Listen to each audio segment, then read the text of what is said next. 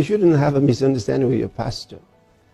Even if you think that the pastor misunderstood you or misinterpreted your action, go to him or her and say you're sorry.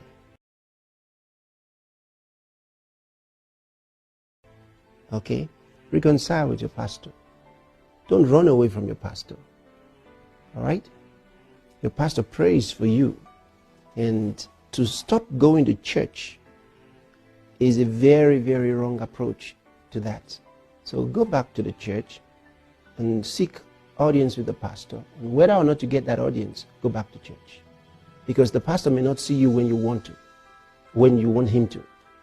See, and the pastor will choose when to see you. You've got to understand spiritual authority. It's not the way it is everywhere, like the way you deal with your boss at work, the way you deal with the, all levels of authority. Spiritual authority is so different.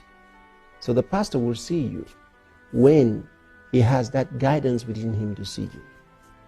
You remember one time, a man named Naaman, he was very high up in the army in Syria, and he was recommended to see Elisha the prophet.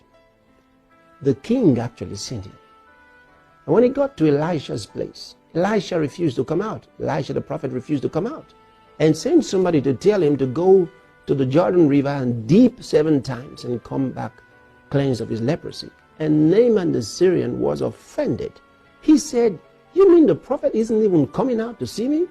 And he's asking me to go to this water of Jordan?" He said, "I can go to the rivers in Syria and be cleansed." He was offended and turned around to go home. And his servant said, "Master, if the prophet had asked you to do something much more difficult, wouldn't you have done it? All he said is to go deep in the water and come back cleansed. That's not hard. Let's just do it." And the servant convinced him to obey the prophet.